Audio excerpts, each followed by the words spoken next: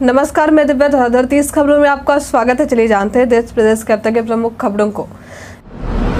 Japan के विदेश मंत्री योशिमासा हयाशी ने शुक्रवार को हिरोशिमा में G7 शिखर सम्मेलन की सफलता में योगदान देने के लिए प्रधानमंत्री नरेंद्र मोदी की सराहना की है। हयाशी ने कहा है कि 2023 एक महत्वपूर्ण वर्ष है क्योंकि भारत और जापान दोनों क्रमशः G20 और G7 की अध्यक्षता करते हैं। योशिमा हयाशी ने कहा कि पीएम मोदी ने पर्यावरण के संबंध में भारत की G20 अध्यक्षता के लिए जापान का समर्थन बढ़ाया। प्रधानमंत्री नरेंद्र मोदी ने द्वारा पेश की गई लाइफ की अवधारणा, जो कि हर किसी को पृथ्वी के अनुरूप जीवन जीने के लिए कहती है, हमारी सरकार की नीति के साथ अच्छी तरह मेल खाती है।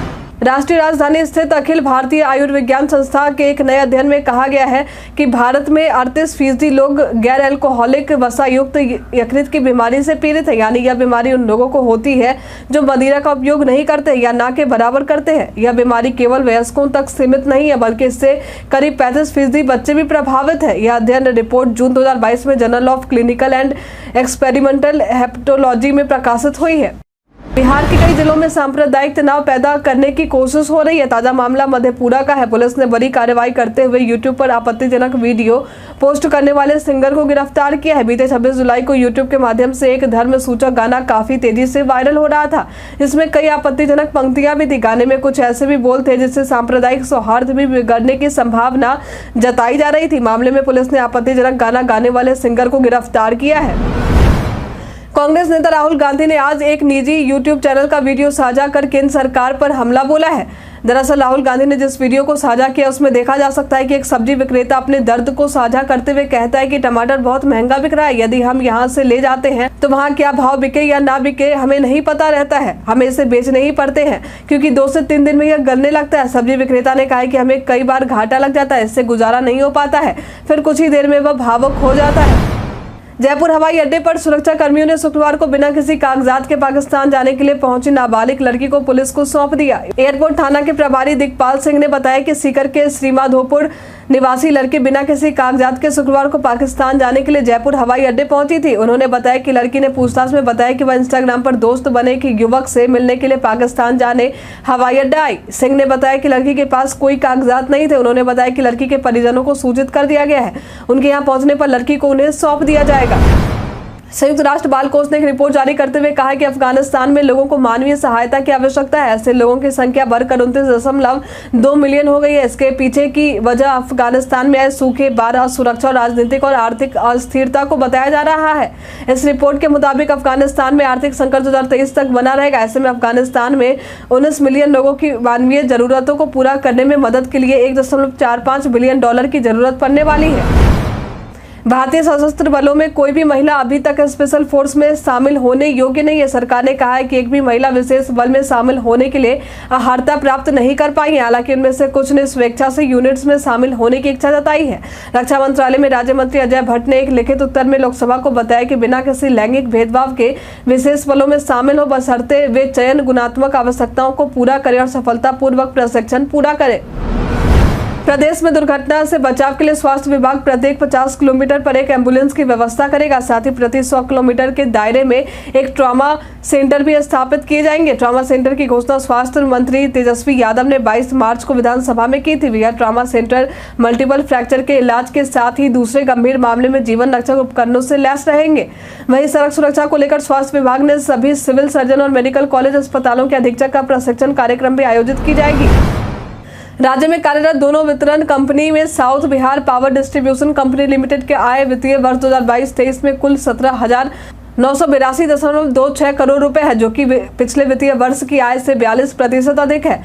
वहीं इस वितरण कंपनी द्वारा वित्तीय वर्ष 2022-23 में कुल खर्च 17,559.59 करोड़ रुपए है, जो कि पिछले वित्तीय वर्ष के कुल खर्च से मात्र 25 अधिक है। इस तरह बेहतर राजस्व वसूली एवं समानुपातिक रूप से अन्य मदों के व्यय में कमी लाते हुए साउथ बिहार डिस्ट्रीब्यूशन कंपनी द्वारा वित्तीय वर्ष 2022-23 में 422.68 करोड़ रुपए का शुद्ध लाभ अर्जित किया गया है। बिहार ने यह उपलब्धि पहली बार प्राप्त की है।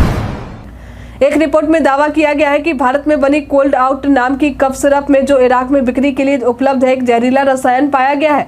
ब्लूमबर्ग न्यूज द्वारा प्रकाशित एक रिपोर्ट के अनुसार परीक्षण से पता चला है कि इस दवा में एथिलीन ग्लाइकोल है, जो कि एक जहरीला औद्योगिक विलायक है। रिपोर्ट में कहा गया है कि मार्च में बगदाद में एक फार्मेसी से खरीदी गई कोल्ड आउट की एक बोतल में 2.1% एथिलीन ग्लाइकोल होता है, जो कि व्यापक रूप से स्वीकृत सीमा से लगभग 21 गुना अधिक है। दवा की जांच स्वतंत्र अमेरिकी प्रयोगशाला वेलेसियोर LLC ने की थी।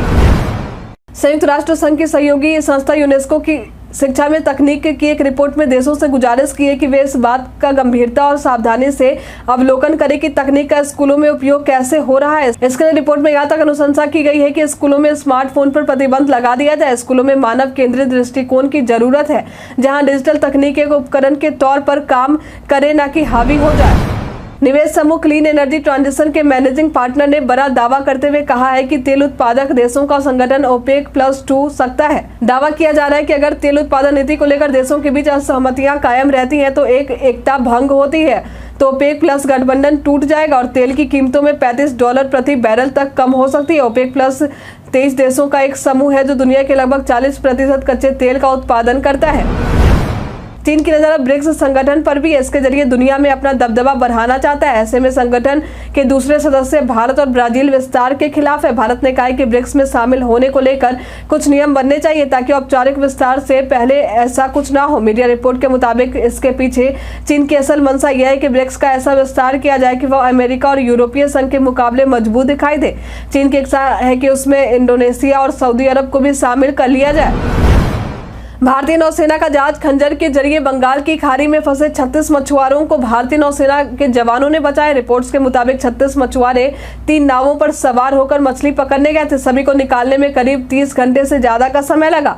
जानकारी के मुताबिक बंगाल की खाड़ी में तमिलनाडु तट से 130 समुद्री मील दूर मछुआरे फंसे हुए थे। मछुआरे 3 मछली पकड़ने वाली नौकाओं पर सवार थे, जिन्हें INS खंजर के जरिए इंडियन नेवी के जवानों ने चुनौतीपूर्ण समुद्री परिस्थितियों के बीच से निकाला गया। इनकम टैक्स रिटर्न फाइल करने की आखिरी डेट 31 जुलाई 2023 है। ऐसे में इसके बाद रिटर्न दाखिल करने के लिए आपको पेनल्टी देनी होगी। हालांकि आपको ITR फाइल करते वक्त काफी सावधानी बरतनी चाहिए, क्योंकि कुछ कमियों की वजह से आयकर विभाग नोटिस भेज सकता है। ITR फाइल करने के दौरान अगर आप छूट का दावा करने जा रहे हैं तो आपको छूट के लिए क्लेम उसी अनुसार करना चाहिए जैसा कि आपको डॉक्यूमेंट में है। साथ ही ये सभी डॉक्यूमेंट वैलिड होने चाहिए, ताकि अगर इनकम टैक्स विभाग क्लेम किए गए चीजों का सबूत मांगे तो आप उसे पेश कर सके।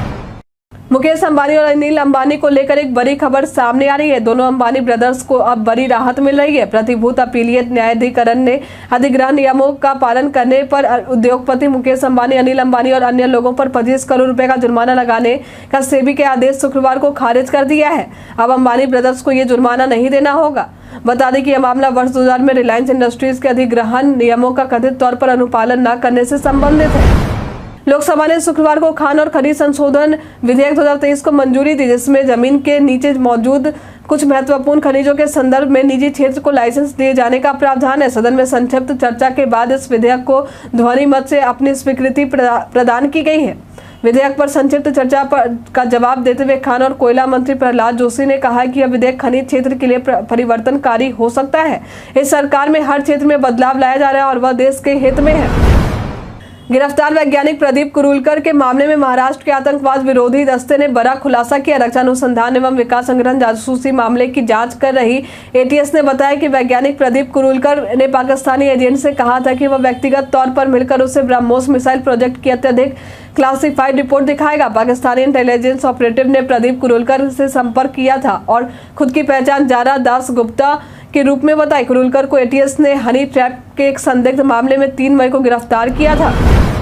प्रधानमंत्री नरेंद्र मोदी ने शनिवार को दिल्ली में आयोजित अखिल भारतीय शिक्षा समागम में हिस्सा लिया। PM मोदी ने इस मौके पर PM श्री योजना के तहत स्कूलों की दी जाने वाली आर्थिक सहायता की पहली किस्त भी जारी की। इस दौरान उन्होंने संबोधित करते हुए कहा कि ये शिक्षा ही है जिसमें देश को सफल बनाने, देश का भाग्य बदलने की ताकत होती है। अखिल भारतीय शिक्षा समागम की इस यात्रा में एक संदेश छिपा है। ये संदेश है प्राचीनता और आधुनिकता के संगम का। युवाओं के पास भाषा का आत्मविश्वास होगा तो उनका हुनर, उनकी प्रतिभा भी खुलकर सामने आएगी। सब्जियों के भाव में अब आग लगने के बाद अब मसालों में उबाल की आशंका नजर आ रही है। पिछले साल के मुकाबले कुछ अहम मसालों में भाव में डबल डिजिट की बढ़ोतरी देखने को मिल रही है। इसमें भी जीरा का भाव सबसे ज्यादा तेजी दिखा रहा है। पिछले महीने जीरा का भाव सालाना आधार पर 75% ज्यादा नजर आ रहा था। अनियमित मौसम और उत्पादन में गिरावट मसालों के भाव में तेजी की मुख्य वजह। जानकारों का कहना है कि इनके भाव में आगे भी तेजी जारी रहने की संभावना है। बेमौसमी बारिश और ओलोवृष्टि कारण हल्दी जैसी तमाम फसलों के बुआई क्षेत्र में भारी गिरावट देखने को मिली है। बीते बुधवार को देश के प्रधानमंत्री नरेंद्र मोदी साल 2028 का जिक्र करते हुए कहा कि भारत दुनिया की इकोनॉमी का चमकता हुआ दिखाई देगा। वह अमेरिका और चीन के बाद तीसरी सबसे बड़ी इकोनॉमी होगा। उन्होंने ऐसा इसलिए कहा क्योंकि अर्थशास्त्रियों ने अपनी रिपोर्ट में कहा है कि देश ने 2014 के बाद से जिस रास्ते को चुना है उससे पता चलता है कि भारत मार्च 2023 के वास्तविक जीडीपी आंकड़े के आधार पर 2027 तक दुनिया की सबसे बड़ी इकोनॉमी होगी। एसबीआई अर्थशास्त्रियों ने कहा है कि अर्थव्यवस्था सतत रूप से एक आदर्श स्थिति में है और तीसरी सबसे बड़ी अर्थव्यवस्था बनना भारत के लिए किसी भी मानदंड के लिए एक उल्लेखनीय उपलब्धि होगी। भारतीय जनता पार्टी के राष्ट्रीय अध्यक्ष जेपी नड्डा ने पार्टी की केंद्रीय टीम का ऐलान कर दिया। नड्डा की नई टीम में 13 उपाध्यक्ष और 8 महामंत्री बनाए गए हैं। इसके अलावा टीम में एक राष्ट्रीय संगठन महामंत्री और एक सह संगठन महामंत्री को जगह दी गई है। राष्ट्रीय सचिव 13 लोग बनाए गए हैं। एक कोषाध्यक्ष और एक सह कोषाध्यक्ष भी नियुक्ति जेपी नड्डा ने की है। आए दिन ऐसी खबरें आ रही हैं कि जब कहीं ना कहीं कोई ना कोई डिजिटल धोखाधड़ी का शिकार हो रहा है। बढ़ती ऑनलाइन ठगी और धोखाधड़ी को कारगर तरीके से रोकने के लिए केंद्र सरकार संसद में एक महत्वपूर्ण विधेयक लेकर आई है। हालांकि संसद के मौजूदा मानसून सत्र में हंगामे के बीच कई आवश्यक विधेयक अधर में लटके नजर आ रहे हैं। इन्हीं विधेयकों में से वह digital personal data protection bill 2023 भी है, जो संसद में शोर की भेंट चढ़ता नजर आ रहा है। 27 जुलाई को चर्चा के लिए लाया गया यह विधेयक विपक्ष के संसद से वॉकआउट की भेंट चढ़ गया। विश्व आदिवासी दिवस के अवसर पर झारखंड आदिवासी महोत्सव 2023 का आयोजन किया जाएगा। इसके तहत 9 व 10 अगस्त को विभिन्न खेल प्रतियोगिताओं का आयोजन Birsa Munda mega sports complex Nawadih में आयोजित किया जाएगा। पर्यटन, कला, संस्कृति, खेलकूद एवं युवा कार्य विभाग, झारखंड सरकार अधीनस्थ खेलकूद एवं युवा कार्य निर्देशालय के निर्देश के आलोक में खेल निदेशालय एवं जिला खेल कार्यालय धनबाद के तत्वाधान में आयोजन होगा। यह जानकारी जिला विभाग की ओर से दी गई है। सरकार ने एक अभूतपूर्व कदम उठाते हुए international institute for population sciences के निदेशक के.एस. जेम्स को निलंबित कर दिया। मीडिया में चल रही खबरों के अनुसार सूत्रों ने उन्हें बताया है कि इसके लिए जेम्स की भर्ती में अनियमितता का हवाला दिया गया है। समाजवादी पार्टी के राष्ट्रीय अध्यक्ष और पूर्व मुख्यमंत्री अखिलेश यादव ने कहा कि बीजेपी ने 10 साल में देश को बर्बादी के कगार पर पहुंचा दिया है। बीजेपी सरकार ने अपने स्वार्थ के लिए मणिपुर जैसी घटना होने दी। हालात यह है कि आज प्रधानमंत्री लोकसभा का सामना नहीं कर पा रहे हैं। बीजेपी की सरकार ने देश की जनता का भरोसा तोड़ा है। प्रधानमंत्री नरेंद्र मोदी ने राष्ट्रीय शिक्षा नीति की तीसरी वर्षगांठ के मौके पर नई दिल्ली के प्रगति मैदान के भारत मंडपम में अखिल भारतीय शिक्षा समागम का उद्घाटन किया। इस दौरान पीएम मोदी ने कहा है कि आने वाले समय में देश के सभी सीबीएसई स्कूलों में एक पाठ्यक्रम लागू होगा, जिसके लिए 22 भाषाओं में पाठ्य पुस्तकें तैयार की जा रही है। इस दौरान पीएम श्री योजना की पहल किस्त भी जारी की। भारत को सेमीकंडक्टर निर्माण का हब बनाने के प्रयास जारी। इसी कड़ी में वेदांता ग्रुप के चेयरमैन अनिल अग्रवाल ने कहा है कि कंपनी योजनाबद्ध तरीके से अगले 2.5 वर्षों में भारत में अपना बना पहला चिप तैयार कर लेगी। उन्होंने इस बात की पुष्टि की कि चिप निर्माण इकाई स्थापित करने की प्रक्रिया पटरी पर और कंपनी को नया पार्टनर मिल गया है। अमेरिका में सांसदों के एक समूह ने बाइडेन सरकार से अपील की कि वह भारतीय ग्रीन कार्ड आवेदकों के बैकलॉग को खत्म करने के लिए कार्यकारी कदम उठाए। बता दें कि साल 2020 में जिन भारतीय लोगों ने ग्रीन कार्ड के लिए आवेदन किया है उनका वेटिंग पीरियड 195 साल बताया जा रहा है। इस पर अमेरिकी सांसदों ने चिंता जाहिर की है। बिहार में शिक्षा विभाग के अपर मुख्य सचिव के पाठक ने सिवान और सारण जिले के कई विद्यालयों का निरीक्षण किया। विद्यालयों में बच्चों की उपस्थिति और साफ सफाई पर उनका फोकस रहा। सिवान डीओ कार्यालय के निरीक्षण के दौरान के पाठक ने स्पष्ट कहा है कि 4 घंटे कार्यालय और 4 घंटे निरीक्षण करना सबके लिए जरूरी है। कोई भी 8 घंटे कार्यालय में जमा नहीं रहेगा। हमारे द्वारा पूछे गए सवाल का आप लोगों में से बहुत लोगों ने अपना जवाब हमारे कमेंट बॉक्स में लिख कर दिया था। जिन्होंने हमारे द्वारा पूछे गए सवाल का जवाब दिया उनके नाम है अनवर करीम खान, संजय चौधरी, नुन्नू, गोलू कुमार, जितेंद्र ठाकुर, राहुल, नौसाद अंसारी, पवन। बढ़ते आज के सवाल की। और आज का सवाल है, बिहार में जिस तरीके से के पाठक शिक्षा व्यवस्था में सख्ती बरत रहे, क्या इससे शिक्षा विभाग में अब तक कोई सुधार देखा जा रहा है? आप अपना जवाब हमारे कमेंट बॉक्स में लिखकर जरूर बताएं। आज के लिए इतना ही, धन्यवाद।